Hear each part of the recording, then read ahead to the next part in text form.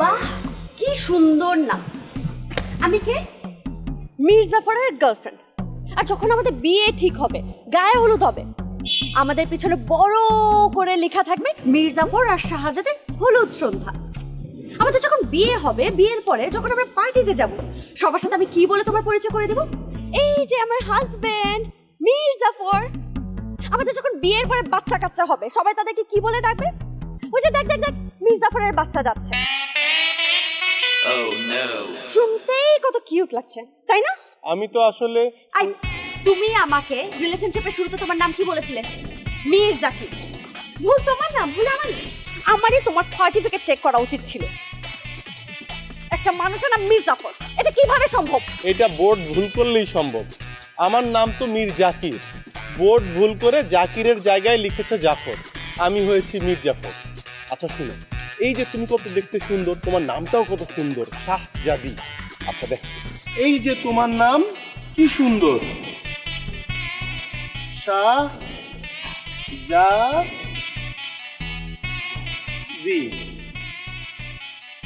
শাহজাদি কত সুন্দর না? এখন ধরো বোর্ড ভুল করে এই শাহটা মুছে এখানে লিখলো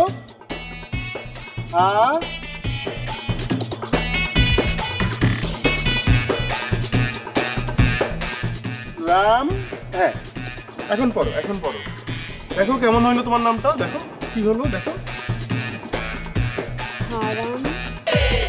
আপনি একটা মাল্টিন্যাশনাল কোম্পানিতে ইন্টারভিউ দিতে আসছেন, সিভিতে আপনার নামের বানান ভুল।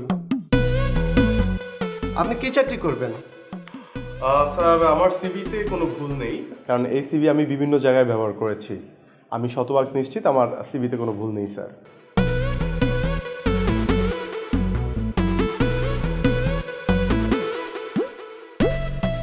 তাহলে কি আপনি আসলেই মীর জাফর?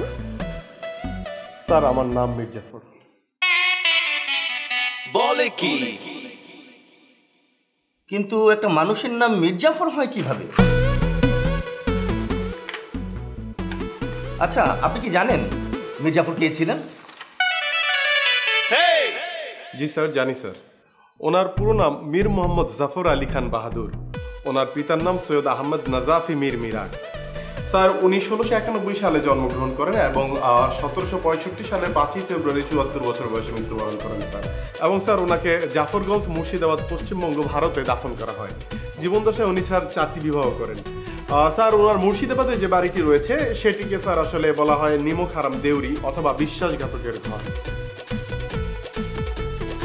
অপরদিকে স্যার, আমি মীর জাফর। আমার পিতার নাম হাজী মোহাম্মদ মীর মহাসিন স্যার।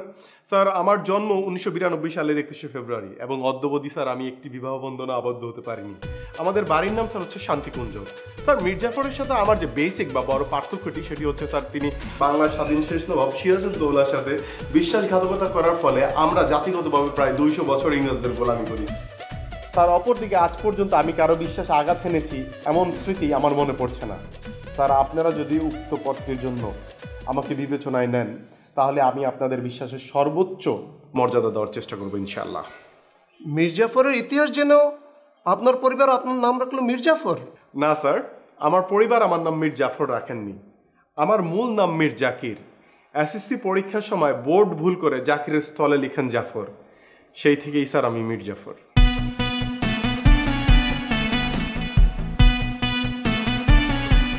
আচ্ছা মীর জাফর সাহেব, ধরেন আমরা আপনাকে নিয়োগ দিলাম।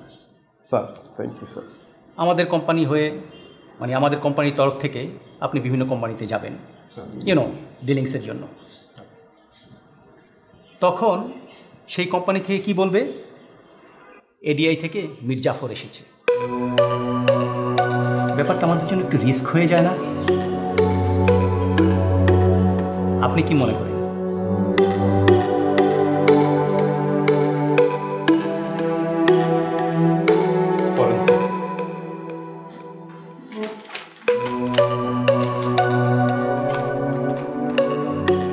Thank you sir.